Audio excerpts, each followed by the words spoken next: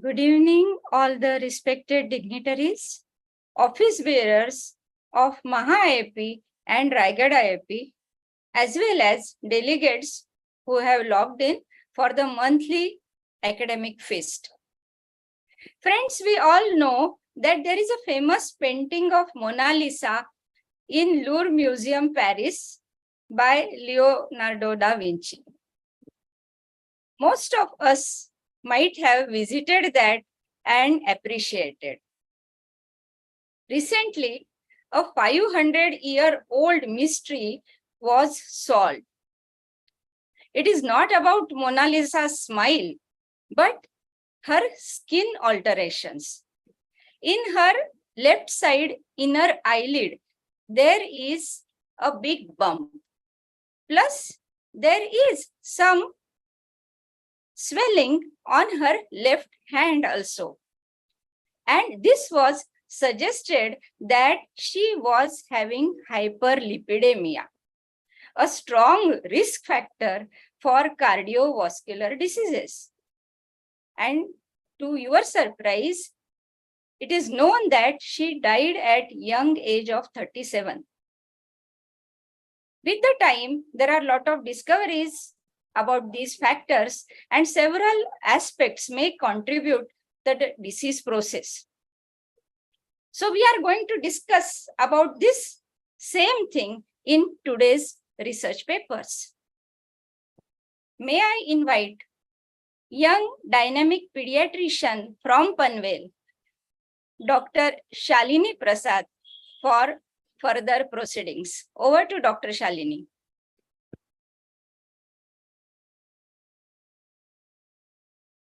Please unmute Dr. Shalini. Ma'am, am I audible? Yeah. Yeah. Thank you, ma'am, for giving me this opportunity to be a part of this brilliant academic session. Good evening, everyone. I, Dr. Shalini Prasad, welcome you all to yet another wonderful episode of Journal Journey with two highly engaging topics for today. I would request our Maha IIP President, Dr. Ramakant Patil sir, for his opening remarks and welcome address.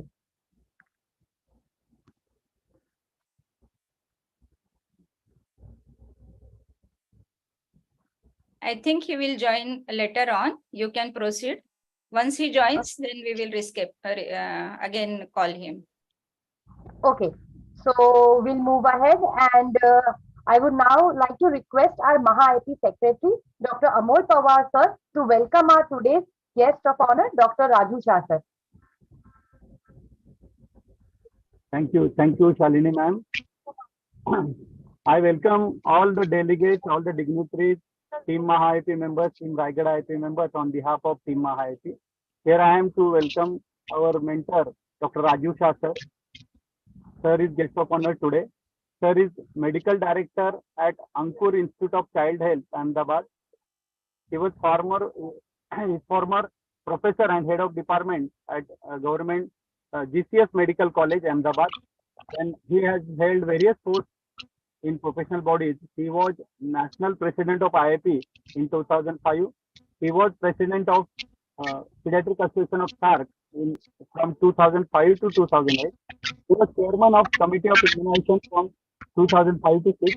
He was chairman of ID chapter of IIP in 2002 and 3. And he was member of Academic Council of College of IIP from 2021 to 2023. He has many awards and publications.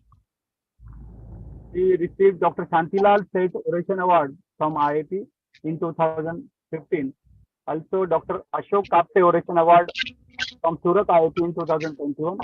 He was editor-in-chief of IIP Textbook of Tropical Diseases. He was executive editor of IIP's Textbook of Pediatrics of third edition of this book. Then he was editor of Guidebook of Immunization in 2006. He has contributed in more than 50 modules of IIP, and he has published more than 100 articles in journals and books. Thank you. Over to Shalini. Thank you, sir, for that introduction. I would now like to invite our very own Raigad IIP President, Dr. Vikas More sir, to welcome all our dignitaries.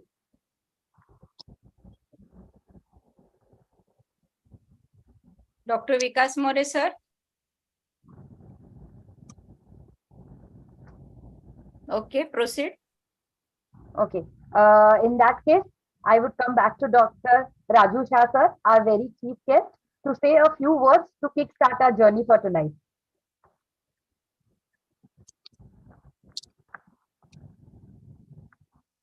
Sir, unmute. Please unmute, sir. Sir, please unmute.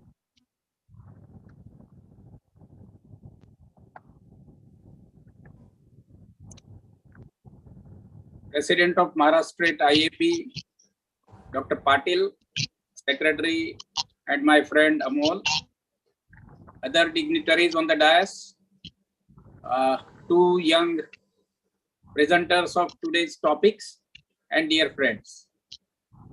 It is indeed a great pleasure for me to come to this dais and especially this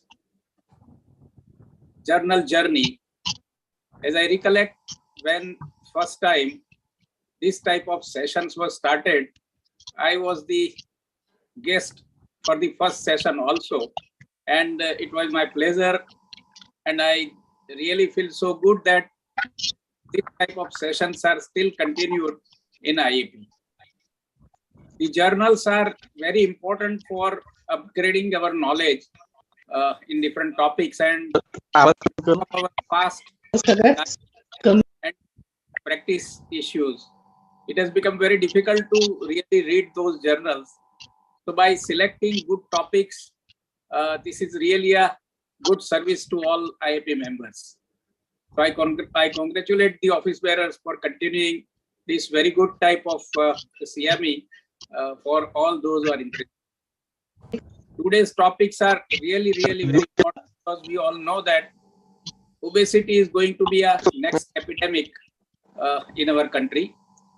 The number of children, especially teenagers, coming to us, the number of children with obesity is increasing in a fast number in last 5 years. In my own practice, I have seen that almost to the tune of 10 to 15% of teenagers that are coming to me, they are already obese and they need special treatment.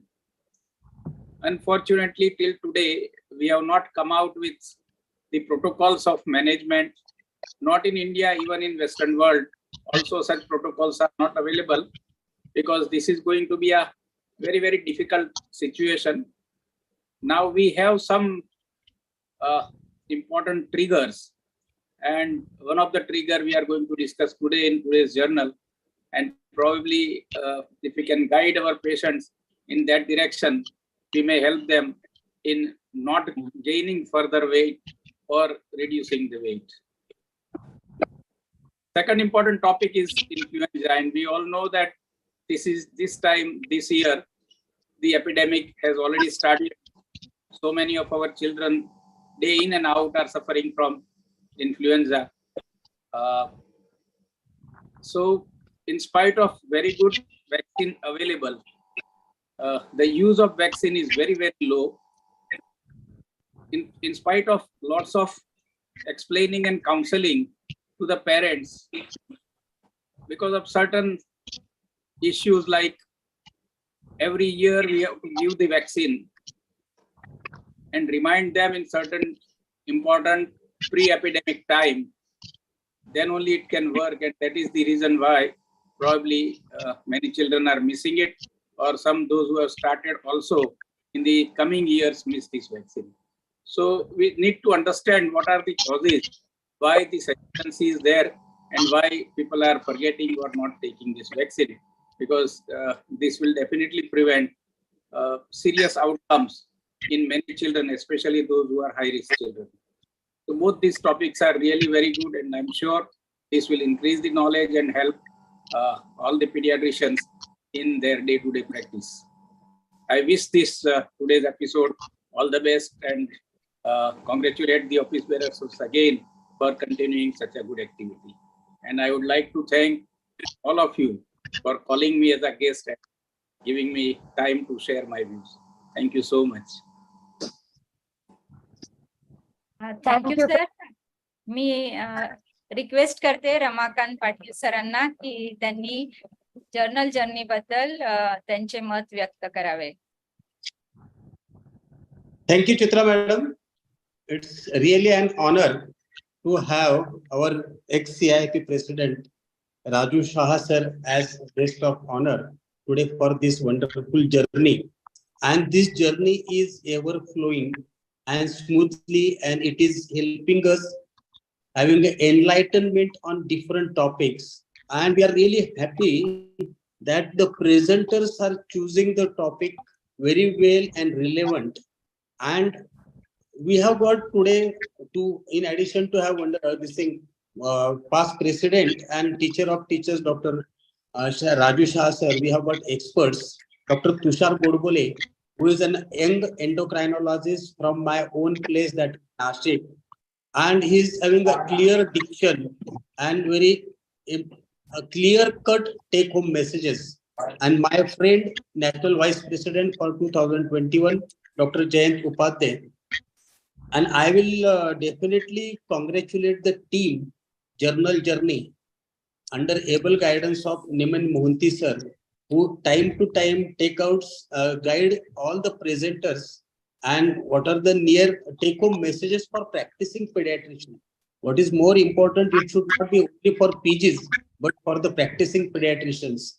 And every time we are having assistant professor or senior pediatricians who are presenting, one of the presenter is most of the time PG student, and one presenter is a senior member. And what more relevant topic will be there, that association between eating speed and diet quality and adiposity. We are heading for non-communicable disease epidemic, and this epidemic can be thwarted. And our national president, Dr. Upendra Kinjawdekar, has taken a flagship program of SSS program that aims particularly for thwarting this adiposity, calories, empty calories, and we all have to work, join hands, our CIP president, CIP, and along with our other associations, that it is not only the job of endocrinologists like Dr. Tushar Godbole, but every practicing pediatrician, whenever there is you have seen the patient, have a look at vaccination card, immunization, and also have a look at the growth chart.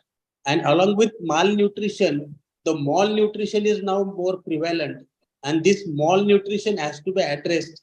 And I really congratulate whole team for taking this topic.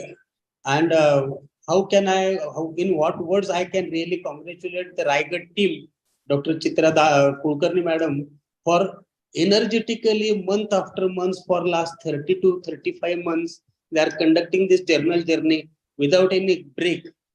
I really very proud of them, and I really thank them for this activity under the joint joining hands with Maha IIP and Raigad IIP. I wish all the best, and I am all ears to listen to this topic and to the experts. And we have already heard Dr. Raju Shah sir, the pearls of wisdom from him. Over to you, ma'am. Dr. Vikas More, our Raigad IIP president, please welcome all the guests. Dr. Vikas. Yeah, thank you so much, madam, for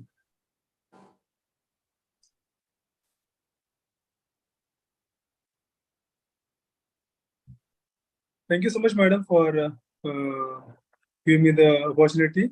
At the outset, I am being a president of IIP Raigad. I am so proud to be a part of this journal journey, and we are doing this activity since so many months consistently, just with the blessing of our respected Niman Mohanty sir and Chitra madam, who like painstakingly taking the efforts to encourage the students and all other pediatricians from different part of Maharashtra to take the topics and present them in a way that it will help in our day-to-day practice. Today, we are honored to have Dr. Raju Shah sir, President CIP 2005, as a guest of honor, and it is really privileged to have him as a guest of honor, and to have Dr. Jayant Upadhyay sir and Dr. Tushar Godbole as a expert is a really again a great moment for us because we are having a very relevant topics today. To be though they are not theoretical, they are very practical. We face this issue in day-to-day practice in our routine clinical practice. So Dr. Divya Bhuvar from Grand Medical College, who is assistant professor, who is presenting on association between eating speed, diet quality, adversity, and cardio metabolic risk factors. Even I was a assistant professor in 2007 in Grand Medical College, so I remember my old days from Grand Medical College. And again, Dr. Tendral Young, junior resident from D.Y. Patil Medical College, presenting the vaccine, influenza vaccine hesitancy. It is very true that it is very important vaccine these days, but still we should give adequate time in our routine practice to counsel our parents for this vaccine. And again, then this presentation will help us. At the end, I thank you, Ramakant Patil sir and Dr. Amal Pawar for making this program under Maharashtra IB banner and spreading this awareness throughout the state. Lastly, Dr. Shalini Prasad from Raigad IIP, who is the EB member Raigad AHA, along with Chitra Kulkarni Madam, moderating this session. I welcome all of you for this wonderful session. Over to you, Madam.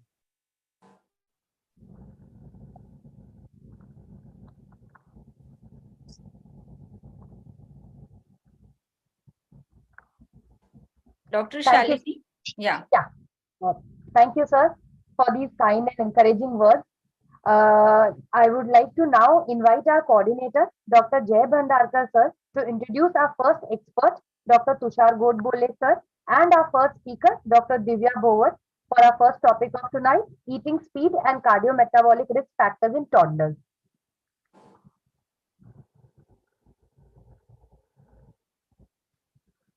Dr. Jay? जय sir दिसत नाहीत ma'am बहुतेक परत out झाले. Dr. Suhas Patil, MMC observer, he is there. Acha, Dr. Suhas Patil is our MMC observer for today. We request him to share his views. Suhas sir, please.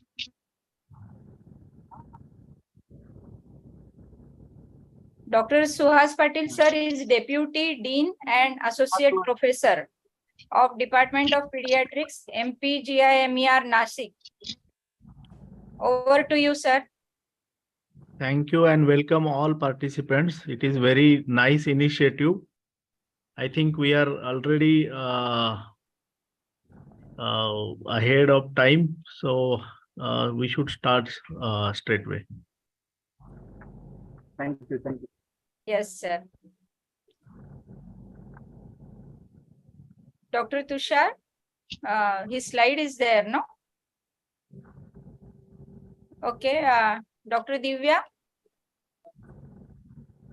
Yeah.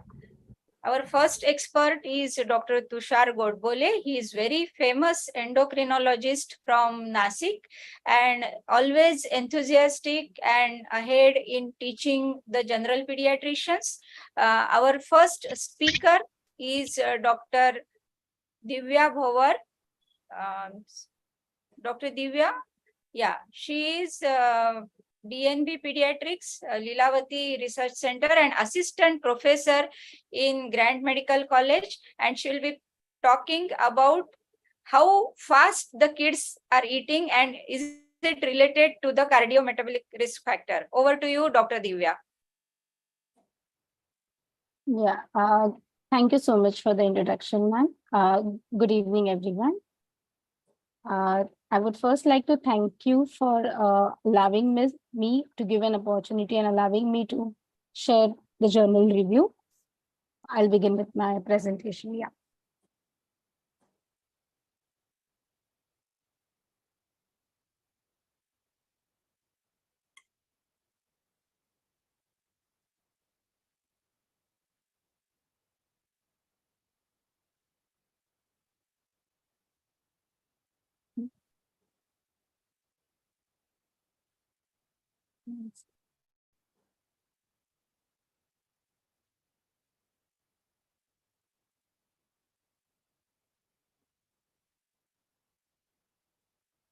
So my article for today's journal review is Associations Between Eating Speed, Diet Quality, Adiposity, and Cardiometabolic Risk Factors, which was published in an renowned Journal of Pediatrics with an amenable impact factor of 6.3. And this was published in volume 252 of January 2023 edition. Most of the strategies are used to prevent or treat obesity in children are based on physical activity, sedentary behaviors, and adherence to a healthy diet. New research indicates that adiposity and other cardiometabolic risk factors can also be influenced by certain behaviors such as eating speed, eating frequency, and diet quality. So associations between eating speed and diet quality have not been explored much in children, and their associations with cardiometabolic risk factors have rarely been assessed. The objective of this study is to assess the associations between eating speed, adiposity, cardiometabolic risk factors, and diet quality in a cohort of Spanish preschool children. So the methodology was, this is a cross-sectional study design based on the Childhood Obesity Risk Assessment Longitudinal Study, that is the CORALS, which is an ongoing multi-center prospective study which aims to study the risk factors in obesity in children. Study period was between March 2019 to June 2021. Inclusion criteria for the study with the participants who attended the baseline visit and completed the provided questionnaires and who had available data in the duration of all 3 meals like breakfast, lunch, and dinner. Exclusion criteria were the participants with chronic diseases like diabetes mellitus, hypertension, and hypercholesterolemia. Initially, eating speed in the participants were assessed with the question, how long does it usually take for your child to eat in each meal? Speed was further categorized into slow, moderate, and fast eating speed. Anthropometrical parameters like body weight, height, BMI, waist circumference, and fat mass index were assessed according to the standard reference. Also, blood pressure was determined and blood samples were collected for fasting plasma glucose, triglycerides, cholesterol, and were collected by standard procedures. Diet quality was assessed by Mediterranean Diet Questionnaire, which was validated in an elderly population. The important characteristics of a Mediterranean diet is a high plant-based protein content and a high fish and seafood diet, and they are low in red meat or processed meat. Also, a set of self-administered questionnaires on early life factors, maternal data, and lifestyle patterns, birth weight, mother's weight gain during pregnancy, and breastfeeding recorded. Physical activity questionnaire based on the outdoor playtime checklist and the outdoor playtime recall questions were assessed. This was also a validated scale. So moving on with the statistical analysis to compare general characteristics and dietary variables among categories of eating speed. One factor ANOVA, Kruskal-Wallis test or chi-square test was used. All quantitative variables were presented as mean SD or median, and qualitative variables were presented as percentage. Multiple linear regression models were used to assess associations between eating speed, which was the exposure, and different outcomes like anthropometrical parameters as well as the blood parameters and the Mediterranean diet score. Logistic regression models were used to explore the association between eating speed and weight status, which was the outcome, which was expressed in odds risk and 95% confidence interval. All models were finally adjusted by the following confounders like center, sex, age, maternal BMI, and mother's educational level, as also total energy intake, breastfeeding, physical activity, and sleep. All analyses were conducted using Stata 14, which was the software used, and statistical significance was set at a two-tailed p-value of less than 0.05. Going ahead with the results, out of 1,371 participants who attended the first visit in CORALS, 49 couldn't meet eligibility criteria or were not meeting inclusion criteria. Further, there were participants who didn't have data for estimation of eating speed or for energy intake. Out of 986 participants, 30 participants had already chronic illnesses like diabetes, hypertension, and hypercholesterolemia. Finally, 956 participants were assessed and analyzed for diet quality, weight status, fat mass index, waist circumference, blood pressure, and blood parameters. So this is a table which shows general characteristics as opposed eating speed categories. So according to this table, it is observed that adiposity characteristics like overweight, obesity, waist circumference, as well as fat mass index, and cardiovascular risk factors like systolic BP and fasting blood glucose were positively correlated or highly significant in fast eating speed categories as against slow and moderate eating speed categories. Also, according to this results, it has been observed that participants who have higher carbohydrate intake or total fatty acid intake, especially monounsaturated fatty acids, is higher in fast eating speed categories, and the protein intake per body weight is lower in fast eating speed categories. Also, the Mediterranean diet score, which indicates the quality of the diet, is lower in fast eating speed category. So this is the table which shows again the cardiometabolic risk factors against as opposed eating speed category, wherein the variables like weight status, waist circumference, fat mass index, as well as the cardiovascular risk factors like systolic BP and fasting glucose was significantly positive or highly significant in fast eaters. And there was an interesting inverse ratio seen in total cholesterol, as the cholesterol levels are found to be low in fast eaters. We'll be discussing that in the further results. So summarizing the results, fast eating category showed a higher risk for overweight and obesity. Fast eaters had higher values for waist circumference, fat mass index, systolic BP, and plasma blood glucose concentration, as well as lower diet quality. An interesting inverse association is found between the fast eating category and total cholesterol. Data on eating speed, which was measured by CEBQ scale, showed positive associations between fast eating category and overweight, obesity, waist circumference, and fat mass index. Also, in correlation analysis, both eating speed variables were positively correlated, as well as the two questionnaires assessing adherence to the Mediterranean diet. The results on eating speed and adiposity are in line with previous observational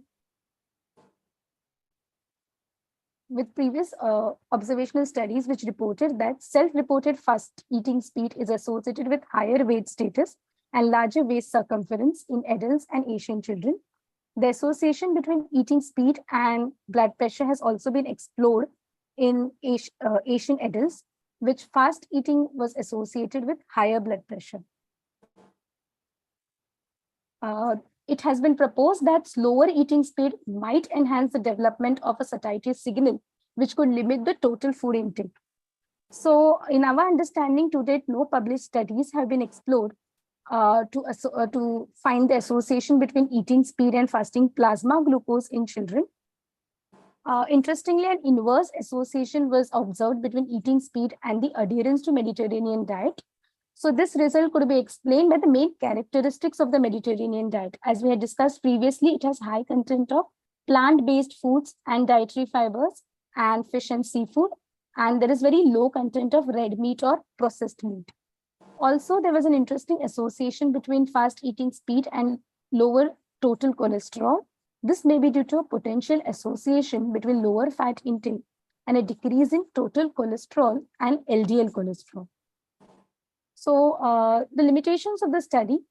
So this is a cross-sectional study. Hence, one cannot draw cause and effect conclusions or discard any bidirectional associations. Also, this study was conducted in a Spanish cohort of preschool children. So findings cannot be extrapolated to other populations. Associations might be related to many confounding factors, or that undetected cardiometabolic disorders in the study population may exist simply because of age. Also, eating speed was estimated according to the time reported by main caregivers and not based on self-perception, which may lead to report bias. So, conclusion and take-home message: eating fast is associated with higher levels of adiposity, and certain cardiometabolic risk factors, as well as lower adherence to the Mediterranean diet in Spanish children. However, we need further long-term studies and clinical trials to confirm these associations. There is a lot of evidence wherein we discuss that increased physical activity or decreasing sedentary behaviors and promoting adherence to healthy diet can prevent or treat obesity. But this study throws light on simple lifestyle changes, such as eating slowly, can actually influence the individual risk for obesity. Hence, practicing physicians can note that such simple behavioral and nutritional strategies can play a crucial role in the prevention of obesity. Thank you. Very nice. Can you please stop Yes. sharing the presentation? Over to Dr. Tushar. Yeah. Am I audible? Yeah. Sorry for that hoarse voice. I'm recovering from a bad laryngitis. I hope I'm audible. So thank you, Dr. Divya, for such a wonderful presentation, and thank you for choosing that paper in particular, because it brings out a different aspect of obesity management.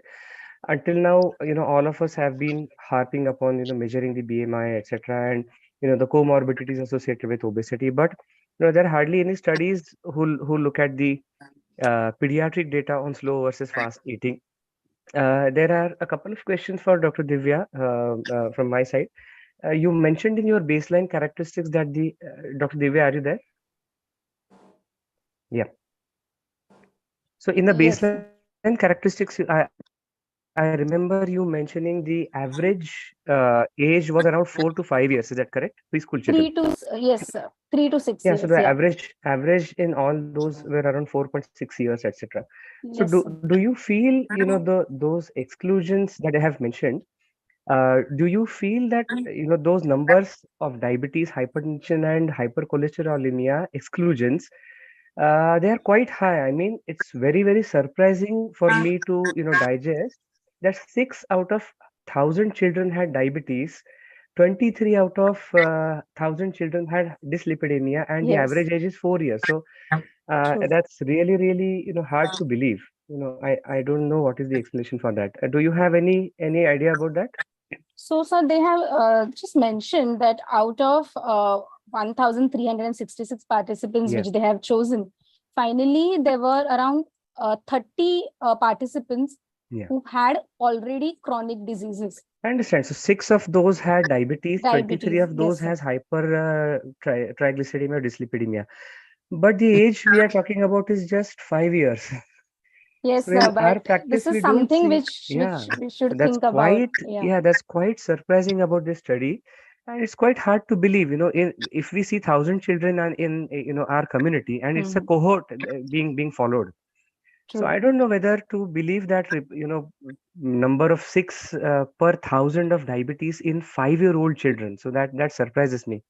Second question was, you mentioned the baseline characteristics. So has the meal composition also been studied in all those 3 groups, and was that identical? Yes, sir. So Yeah. they have studied, there is a validated scale which they had used. Yeah. One was 18-item questionnaire and one was 12-item questionnaire. And that was validated also, so in an elderly Yeah. population, like extrapolated from an elderly population. Perfect. So it makes sense. Yeah, thank you, Dr. Divya. It makes sense that we have been told by our ancestors, our grandparents, to eat slow. मराठीत म्हणतात 32 वेळा एक घास चावून खा. So now we understand the pathophysiology behind that.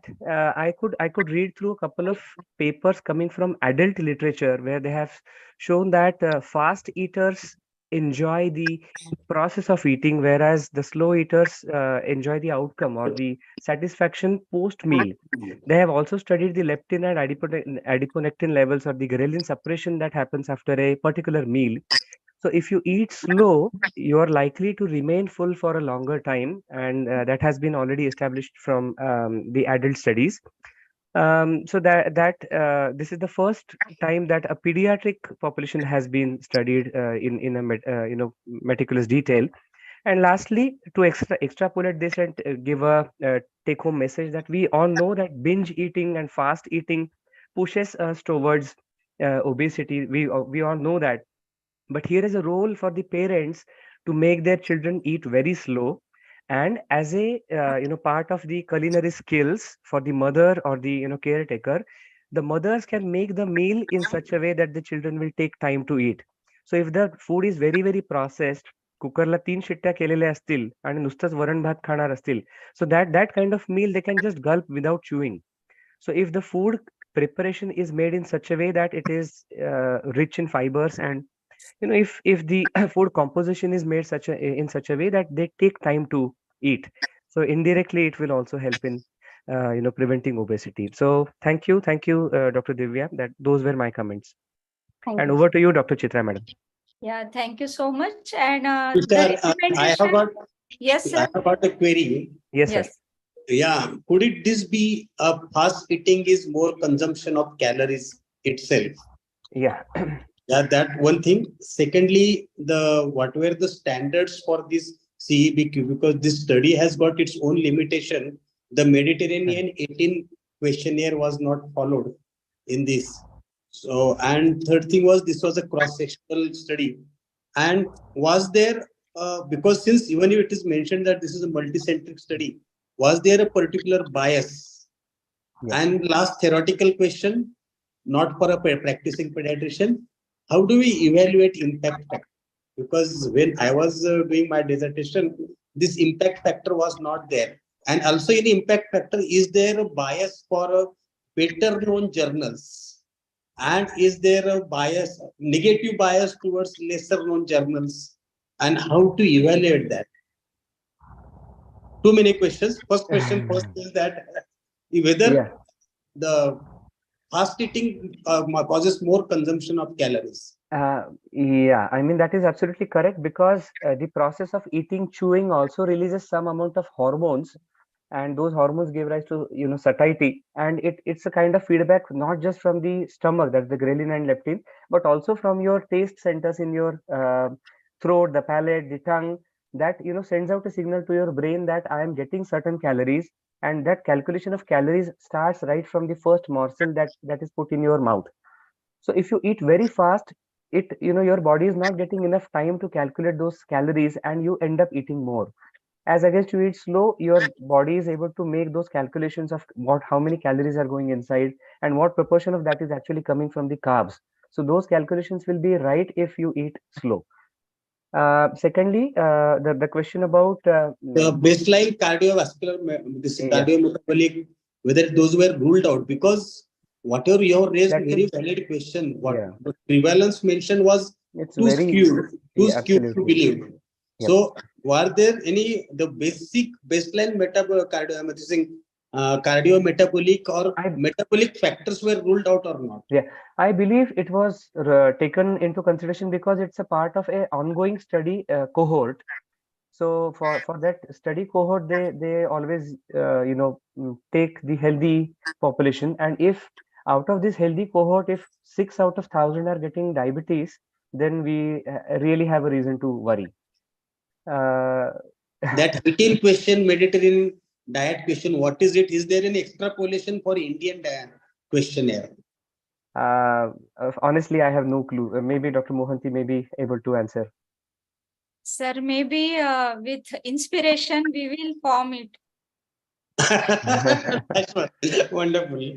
And secondly, starting the meal with salads or raw things, which makes more chewy moment, should be practiced regularly, probably.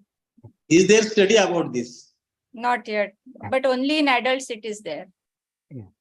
Okay, the logical conjunction. Thank you, Ramakant sir. You always throw a bouncer. These are the genuine questions for me. Absolutely. Yeah. Thank you. Thank you, sir. Thank you for these encouraging words. Would Dr. Mohanty also give his opinion, please? Thank you, Dr. Shalini. Dr. Tushar has enlightened us very nicely, interpreting all these results. See, the idea to select such a topic was to see, although it is from the Western region, from Spain, but such simple issues have been taken up for such studies. In our setup, we can do so many studies, it's so simple to do it. And the presence of diabetes, actually, I don't know, but we never investigate children around 4-year phase for diabetes. We do not know what is actually happening in our setup. Maybe in Spain, things may be different. It may be glucose intolerance rather than frank diabetes. Diabetes fit at all there. It should be type 1 rather than any type 2 diabetes. But it is worth investigating in our setup. And our practicing pediatrician is a good topic to choose. If the conclusion says this is not relevant to other areas, cannot extrapolate, it is more important for us to think about such a study, which is not very difficult, asking questions, how long your child takes to eat. And another thing, if you see, the children are at this age is going to kindergarten schools. They are the midday meal that they feed, and the attendants actually feed them. And the faster it is done, the work is done. They do it very fast, rather than waiting for the normal mother lullaby song or play. Nothing is happening nowadays. So our children are missing their childhood. We have to think about it, and during their visit, every parent has to be at least told about the eating and eating time taken. That was the whole idea, to sensitize our parents. Pediatricians. Thank you. Thank you, sir. Thank you so much. Now we'll move to our next topic. For that, I would like to invite our Raigad IIT President, Dr. Vikas More, sir, for introduction of our second speaker for tonight, Dr. Jayant Upadhyay, sir, and speaker, Dr. Tendel, for the topic of influenza vaccine hesitancy. Yeah, I will be introducing. Dr. Neha, can you please share the slide?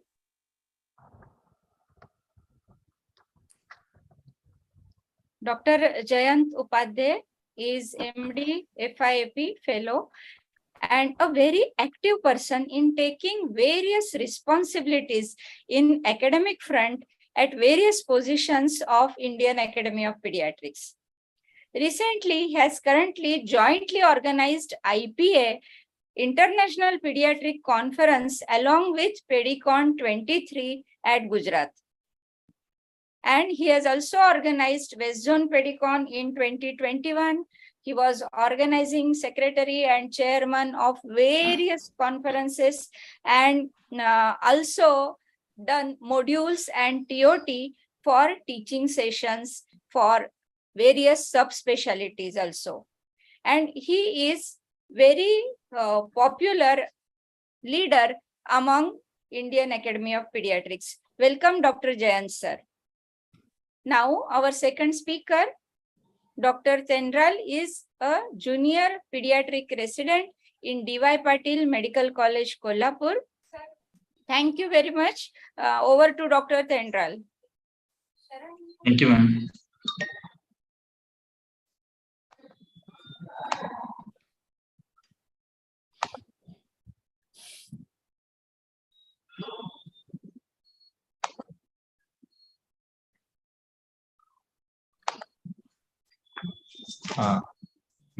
May I start?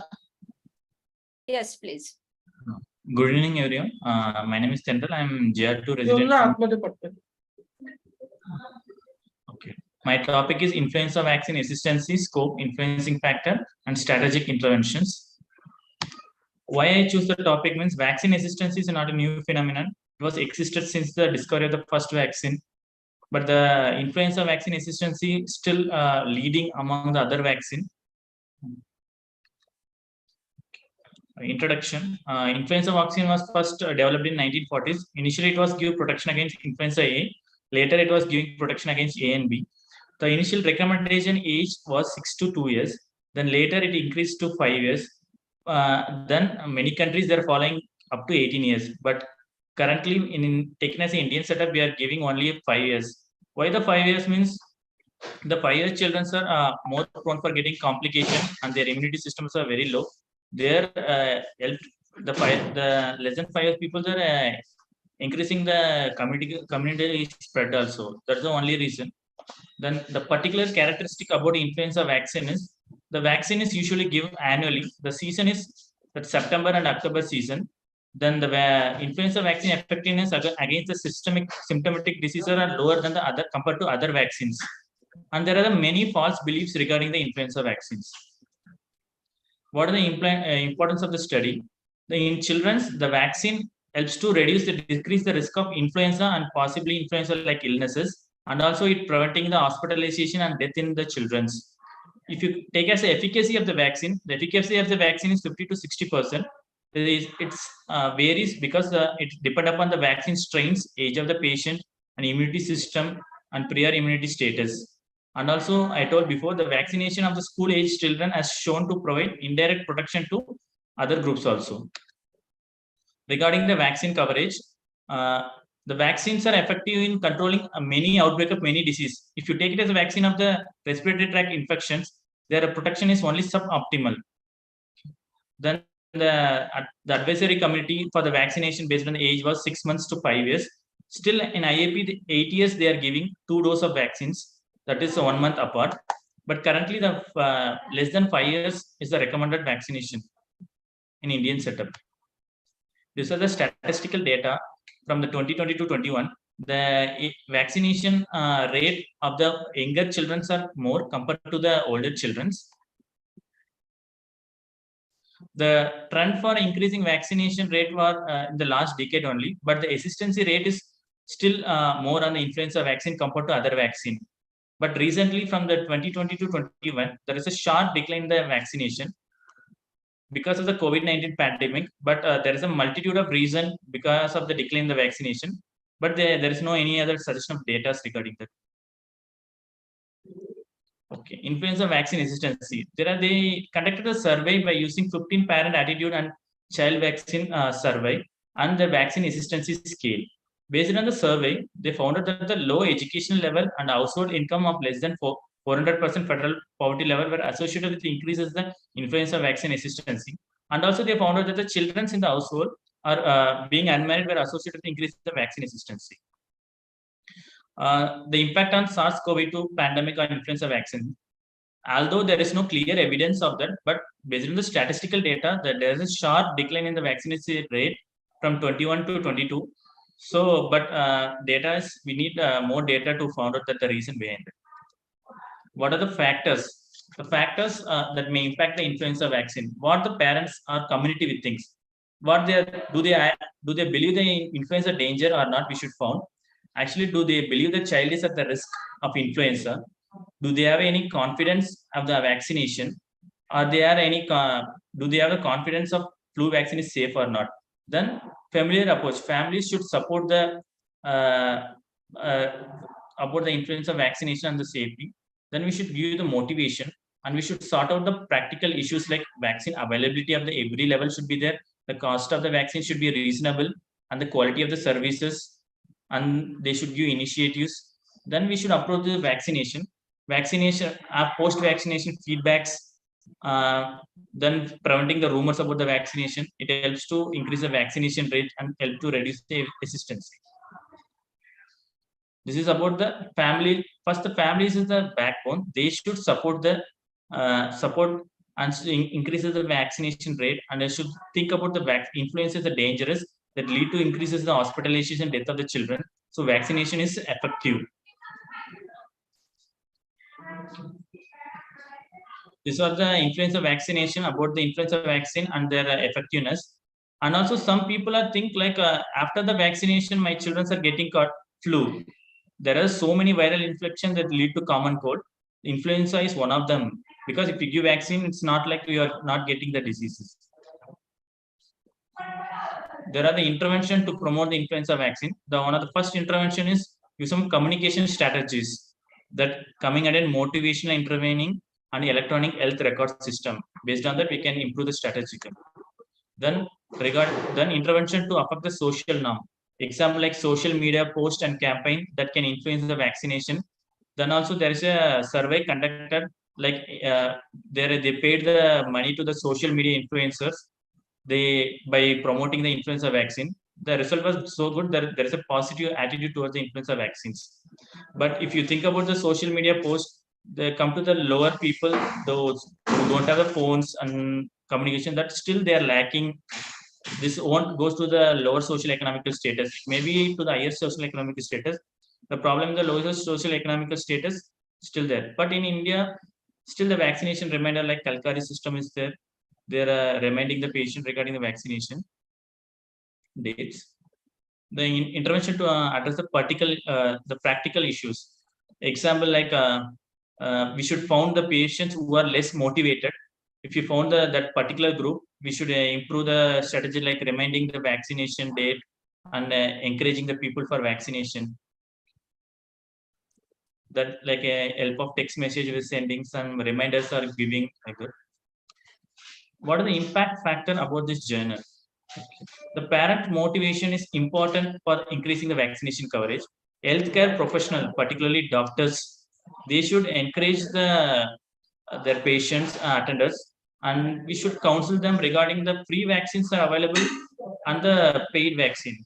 Even though paid vaccine, the expense of the spending for the disease is more compared to the vaccine cost. We advise them to give, advise them to do vaccination. It helps to burden of the disease. Then hospital visit also they'll reduce. That's the most important. Then this journal give idea about the importance of vaccine in children and prevention of the complication in influenza. This is the impact of the journal. The need to be focused on is the cost effectiveness of the vaccine, because in Indian like country, the free vaccines versus paid vaccine. If we compare, means everyone free vaccines only, they are going on the free vaccine, but cost effective and available at every healthcare system. It increases the vaccination coverage and spreading about the fake news. This is that also should be focused on. The take-home message is annual immunization is effective and safe way to lower the risk of the influenza like illness. Parental awareness is needed. Not only the healthcare worker, school teachers, then Anganwadi workers from the grassroots level, they should encourage us about the immunization vaccination. Coverage should be there, and they should advise. So it can increase the coverage and reduce the hesitancy, thereby reducing the complications of the diseases. Thank you. Please stop share.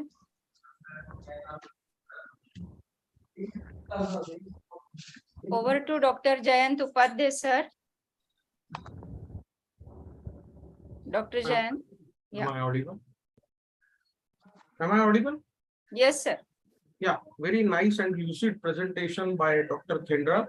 First of all, I pay my respect to Dr. Raju Shah, sir, my friend Dr. Ramakant Patil, Dr. Tushar Godbole, Dr. Chitra Kulkarni, President of EHA Raigad, and Dr. More, President of IAP Raigad. I recognize presence of the teacher here, Dr. Mohanty, sir. All the respected members of Maha-IAP and IAP. It is a wonderful journey started by Maha-IAP, I think 3 years back, and it is still continuing with the same enthusiasm. Recent and new topics are discussed over here with lot of brainstorming and trying to evaluate the journal contents and trying to discuss the issues related to all the topics. In today's journey, vaccine hesitancy, scope, and things, influencing factor and strategic intervention related to influenza vaccine has been very nicely described by Fenral. It has become too theoretical, but the factors are very well explained by Dr. Fenral. As we all know, influenza is a very old disease, and we have memories of Spanish flu and swine flu, and the epidemics affecting millions of people, causing many deaths in the past.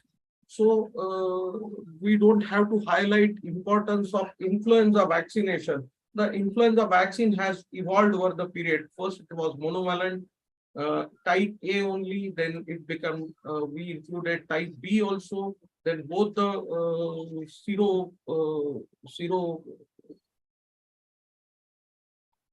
factors, both for A and B are involved. Now the vaccine is quadrivalent. several issues have erupted. The vaccine efficacy is to the tune of say around 60%, 40 to 60%. The coverage is less. ACVIP recommends this vaccine only up to 5 years. Still in government services, the vaccine is not available, is not given by government agencies. Several factors are there in vaccine hesitancy and preventing for the vaccine being given to the children. In Western countries, the age limit, they are recommending it up to age of 18 years. In our country, it is recommended by ACVIP up to 5 years only. Various factors are there. Cost is one of the factors which inhibits availability of the vaccine and knowledge about influenza vaccine. See, the thing is that it may not prevent the disease, but it will prevent the admission of very sick children to ICU and subsequent death. That is the important. Second thing, it is preventing the transmission of the disease as well in the society. Vaccine coverage of influenza in India is not very much. So promotion of influenza vaccine is a crucial factor. Various methods which are adopted like mainstream media projection, printed media promotion, and now very important is social media promotion, because social media is the media of the day.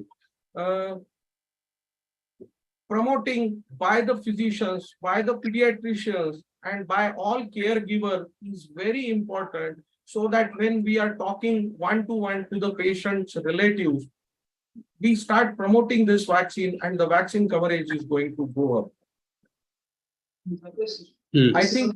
I think many things are being covered by Dr. Thendral, and if any question is there, we can answer. Thank you, Dr. Chitra. Over to Ramakant Patil sir for his comments. Thank you, Chitra madam. I just wanted to have this elucidation from Dr. Thendral, Dr. Upadhyay sir, and Dr. Nimen Mohanty sir, particularly how we can extrapolate these strategic interventions for vaccine hesitancy in influenza, which is not included in our intensified mission Indradhanush. So we are in a 5th edition of intensified mission Indradhanush, which has been launched in August, and then it will be a week from 6th September to 11th September or 12th September. So how these strategic interventions will be extrapolated? Is there a thought over that? Dr. Jayant sir first, and then Dr. Mohanty will tell his views. Programs planned by government for extrapolation, not of the influenza vaccine, but other vaccine as such, because government authorities, they are not recommending influenza vaccine, not included in the universal immunization program till now, but other vaccines, see, the extrapolation you mean to say in the private sector, Dr. Ramakant Patil? No, Dr. Jayant, what I exactly mean to say that influenza vaccine is not very important for government of India and all state government. So here we were discussing, in addition to vaccine hesitancy, the strategic factors or evaluation or strategic implementation to address this hesitancy. And what were the strategic, what was exactly title of this topic was that influenza vaccine hesitancy scope, influencing factors and strategic interventions. So what were the strategic interventions in this article were suggested, and could those strategic interventions could be addressed or implemented for having a better outcome in intensified mission Indradhanush.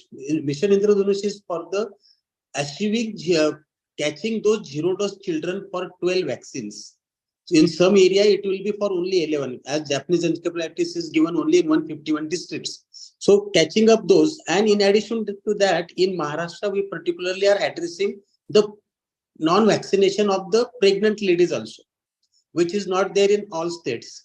So how can we implement this or extrapolate this strategic interventions of influenza vaccination hesitancy for this intensified mission Indradhanush. I mean to say that extrapolation. Okay, you mean to say extrapolation as far as not only influenza, other vaccines as well. So In Project strategic Indradhanush. intervention for influenza vaccine used in intensified mission Indradhanush. Yeah. The visits which are occurring for routine vaccination of the children, mothers are accompanying them. So these visits can be utilized by the healthcare provider for giving the information, for giving knowledge, and for advising routine vaccination as well as other vaccinations which are not included in government program of immunization, like influenza is one of the things. Even influenza vaccine is not being given to the pregnant mother. If information is spread, the cost of the vaccine is a hindrance. But when we try to explain the importance during these routine visits and utilizing the print media, the social media, the media like TV and films and all other things, we can propagate knowledge of not only influenza but other vaccines. Influenza, as you already said, that it's not a very important vaccine as far as government programs are concerned. Maybe they will be included in future. Previously, Tdap was not being promoted and propagated. It was only tetanus toxoid which was given. Tdap is still not being given by the government, but with the awareness and with the spread of information, it is gradually coming into the schedule. So every visit has to be utilized. The information regarding influenza disease, about the vaccination, about the schedule, and what is the advantage of giving influenza vaccine need to be propagated in the minds of the parents of the children at every possible visit which is occurring to a government center or to a private clinic even for that reason. Sir, Mohanty sir, your comments please. Dr. Ramakant sir, Dr. Joyan, thank you for very nice discussions. Actually, if you see, the cost may not be a very big factor in this country when we are going to the moon now. We should feel ashamed if we say we cannot vaccinate our children up to 5 years of age. The question of is not science, it's a question of economics and the logistics convenience of the government of such decisions rather than any science behind it. Now, Maharashtra has contributed a Minister of State for Finance in the central government. The health budget is so small. If you give the optional vaccines, all our health budget will be depleted in this. So this is the high time to rethink about it, rather than see this article has been taken from the PCNA of this 2022. They have written this article in the surrounding of the USA. There is no question of funds problem, but still there is hesitancy. So the hesitancy we find in the COVID vaccination program also. We have got a project from ICMR this year for the vaccine hesitancy study in MGM hospital, but still is a problem. We are failing to convince the parents that if you want to get this child vaccinated, for the other vaccines, for the non-paid free vaccines, go to the government setup. And with me, you get at least the optional vaccines, paid vaccines. This much money when your wife expecting a child, we get prepared for the child delivery and the ancillary expenses. They should be prepared for carrying the child at least 1 year or 5 years of age. Adequate counseling is required, and the political will is required, and we should proactively pursue this. Had these children had voting rights, this would have not happened. We should, in our your social activities, activists rather than pediatricians. Pediatricians are the biggest social activists. Rather than anybody else, they are busy in their practice. But we are very much conscious about the society and requirement. We should all at our level, we should try hard. We can get a change. When you are going to the moon, there is no excuse now. Thank you. I agree with you, Dr. Mohanty sir. Pneumonia, as far as childhood pneumonia under 5 years is concerned, only 20 to 30% are bacterial, 70% constituted by viral infection, and influenza virus plays a major role. So we are preventing bacterial pneumonias by giving pneumococcal, by giving HEEP vaccine and so other vaccine. Why can't we promote influenza vaccine? That is still a question, but I am sure it is going to come. In Western world, they are giving few shots every year to each and every person. It is covered also under the insurance in their countries. So I think gradually it is going to come. They are going according to the priorities. And when we say that these are vaccine preventable disease like pneumococcal pneumonia, HEEP disease, influenza is also a vaccine preventable disease. May not prevent the disease, but it prevents the deadly complications and ICU admissions and death. So it's an important vaccine, and the factors today discussed was very important. This topic is very close to my heart. Indradhanush, as far as Dr. Ramakant Patil has said, there has to be thinking over all these aspects. If Dr. Ramakant has something in his mind, she should please explain it. No.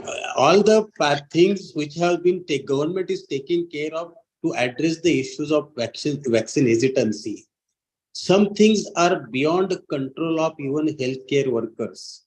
Exactly. Pediatricians, practicing pediatricians are doing their job, that addressing the, whenever after seeing the patient, we are seeing the growth chart, weight, but at the same time vaccines also, whatever catch up, whether there are any zero dose children or children who are not having vaccines. But we have to see to it that we will be contributing, because in healthcare workers, they take nearly 1 year to motivate the parents who are not giving vaccines. They even, who is influential in this family, which private practitioner is there, they contact that private practitioners or some political person of that village, and even in cases of religious leaders. This is the important issue. As you have said that as a pediatrician, for individual child, influenza vaccine is definitely important. But for us nation, for intensified mission Indradhanush, it is this 12 vaccines coverage is very important. We are already playing the part, and as Dr. Mohanty sir has definitely said, that it is more of a social issue. It is a more of a this thing governance issue. But we should contribute our share, a minuscule, definitely in addressing and converting these patients who are having hesitancy, giving them at least 2 minutes, 5 minutes to addressing their reservations about vaccine. And many times, the family physicians, we pediatricians become many times family physicians, because even parents ask about their problem to us, and even their parents' problem to us, and they even ask to which consultant we should take actually. So they definitely address, they will listen our advice, and we will be able to contribute. And one more doubt I have got, Mohanty sir may clear it. The impact factor is of an article of that topic, not of a journal. And I wanted to have this thing even for Tushar also. I asked him how we are going to prevent this positive and negative biases for impact factor, because well-known journal like NEJM, Lancet, they will have a positive bias for impact. Smaller known journals will have a negative bias for the impact. So I just wanted to ask Mohanty sir, even Tushar and even Jayant, that whether we are having impact factor for journals also. I would like to add one thing. These are the articles, they are coming from outside India. Whether any article is available from India regarding hesitancies of influenza vaccine. Sir, Mohanty sir, to answer this question. There is no article on the influenza vaccine published from India, like vaccine hesitancy, but publications are there on the COVID vaccine hesitancy, but not influenza vaccine. Impact factor, you are very rightly said, these should be calculated as per the articles rather than the journals. The impact factor, I think it is a complex calculation process. How many people outside, they read this article and they refer this article in their own publications. And that's how the impact factor is calculated. And they continue all the articles published in that journal, and a mean is taken to find out the impact factor. So that's the way. Sir, And I just forgot कि our Aurangabad, there is a medical graduate, our Minister of State Finance Ministry, central government, is a pediatric surgeon from Aurangabad. He is a pediatrician, but he is in the finance ministry. So, Dr. Ramakant, you can have an appointment, sensitize him all these issues, allocate some more funds to the healthcare, and particularly the vaccination is very, very important. Okay, thank you. Sir, I don't think we should extrapolate the impact factor of the articles published in outside country. We have to have our own articles as far as the disease impact is concerned, basically. वो तो MCI ऐसा है, वो क्या करेंगे तो we can't, no comments. Yeah. हमारे We are reading articles from outside India and trying to extrapolate that data, that knowledge in our situation, which is unfortunate. We are using articles from our own country, but it's good article relevant to our from practice. Indian pediatrics also. We are doing it from the articles are from our Indian pediatrics also. No, as far as influenza hesitancy is concerned, I could not find many relevant articles from Indian journals, Indian studies. There are not. इसको conduct कर सकते हैं आप अपना level में multi centric करके conduct कर सकते हैं हम Ramakant sir take a lead we are a small but definitely someone should take a lead, and once this responsibility of MahaIP is over, I will definitely think of taking leads for the, as you rightly said for the previous article, how small things are there which will really have impact. Because influenza for individual child below 5 years definitely have, WHO paper doesn't address the issue of cocooning for influenza. And I slightly differ with Upadhyay sir that the impact factor of it is not related to country. It is beyond borders. It is the how many times the article has been cited in last 2 years. Yes. That is the, if it is once cited, that becomes one. And even they go to it that how many times the article has been fully downloaded, then it becomes a impact factor once. If it is cited or downloaded 5 times in last 2 years, then it will be 5 impact factor. If it is 10 times, it is a 10 impact factor. So it doesn't mean whether the PCNA has been cited in Indian or South African or the Tanzanian or even in US. That doesn't make a difference.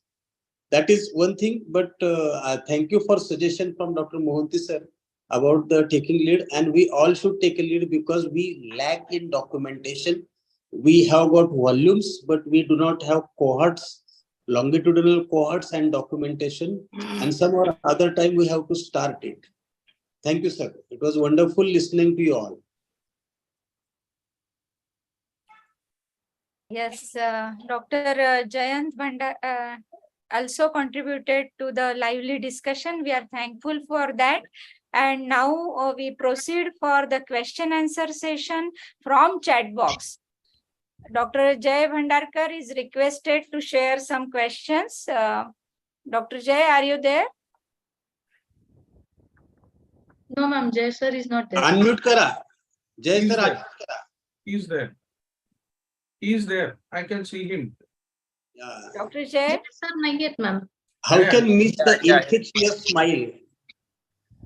एक minute Yes. Chat box मध्ये कुठं दिसतंय काय? Okay, nobody is having any questions then?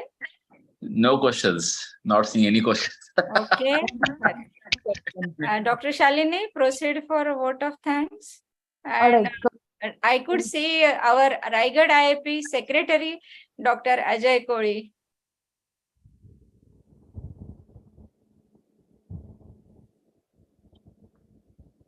Yes, Ajay. This is come to an end of another interesting and very relevant session for. First of all, I would like to thank IIT President Dr. Ramakant sir and Dr. Amol Pawar sir for always you are always blessed every session, almost every session. Thank you very much. Next, our guest special thanks to guest of honor Dr. Raju Shah sir, who spared his valuable for the session. Then our speakers, today's speakers, Dr. Divya and Dr. Tendril. Thank you both of you for some very wonderful sessions on very relevant topics. And our experts, Dr. Tushar Godbole sir and Dr. Jayant Upadhyay sir, for giving us expert guidance on those respective sessions and their expert comments. Also, thanks Dr. Mohanty sir, who has always been a mentor for Journal Journey and who has been guiding us in every session. Next, thanks Dr. Chitra Kulkarni Madam, today's moderator and the main pillar of Journal Journey session, and co-moderator Dr. Shalini Prasad.